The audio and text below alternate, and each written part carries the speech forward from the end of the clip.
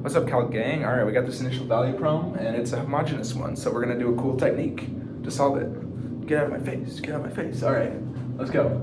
All right, so looking at this, when we have an initial value problem that's homogeneous, we wanna do something like this. We wanna say that y is equal to e to the rt. And then we can say that y prime is equal to r e to the rt by the product rule. Did I say the product rule earlier? I probably meant the chain rule, or something like that. Y prime prime is equal to r squared e to the rt. I'm regretting my life decisions. In a previous video I said the wrong thing, now I gotta go delete it. I'm stupid. It's all good. Okay, so what we can do is we can plug these all into our equation. So we got y prime prime, so it's r squared e to the rt plus 3 r e to the rt is equal to 0. Okay, then we can go ahead and factor out that e to the rt. So it'll be e to the rt, r squared plus 3r is equal to 0. So now we want to find what values of r allow us to equal 0. This e to the rt is never going to equal 0, but in here we're going to have two values that allow us to equal 0. So we can factor this one more time actually. The rt is equal, r, and factor out an r, and then r plus 3 is equal to 0. So that means our r values are going to be equal to 0 and -3. Okay, perfect. We got our two values of r. Now we can go ahead and plug it into this equation. So we're going to write our general solution right now. So it's going to be the constant, first constant, and then e to the rt, but it's going to be our first value of r. So e to the r, which is r1 is 0, and then plus c2 e to the rt, so -3 this time, t. Okay, then you can go ahead and write this as y of t is equal to c1, because this is going to be equal to 1, plus c2 e to -3t. All right, so that's our general solution. I'm going to go ahead and erase some stuff. Yeah, we're good. And now we got to find our particular solution. So what we can do is we can use these two initial values that are given. So we know that y of 0 is equal to -2, and that would be equal to c1 plus c2, and then it'll be, e to the 0, so it'll just be c2. Now to get our other one, we're going to need to do y prime. So if we take the derivative of this, so c1 is going to disappear, it's just a constant.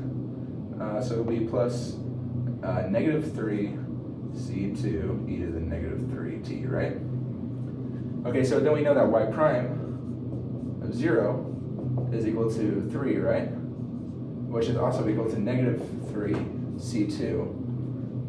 And then, e to the whatever, but that'll be 0, or it'll be 1.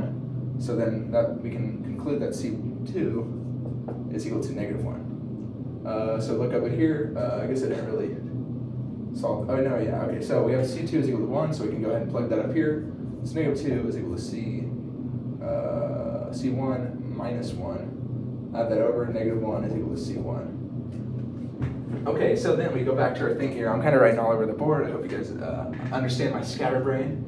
So let's go ahead and plug in our constants. So y of t is equal to constant 1, -1, plus c2 minus 1 e to -3t.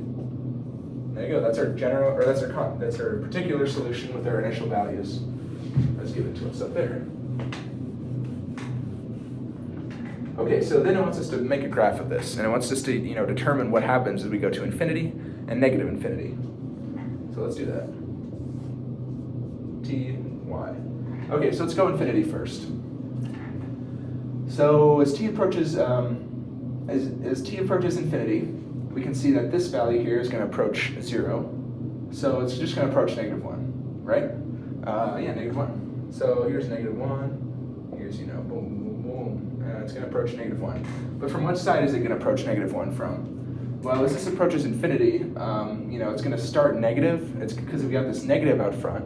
It's going to kind of go negative, and it's going to get smaller, but it's going to stay negative. So it's going to approach -1 from the bottom side because of this -1 out here.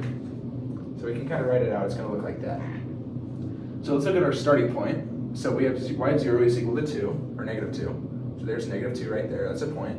And then our slope through that is 3, so it's going to be like very steep actually.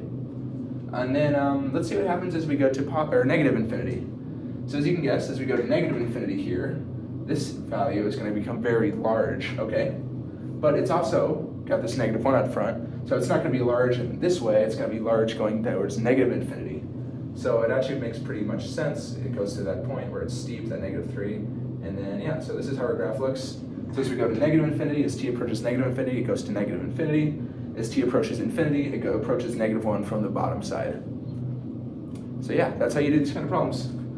Good luck on your differential equations homework. Feel free to leave any questions in the comments, and I'll try to answer them.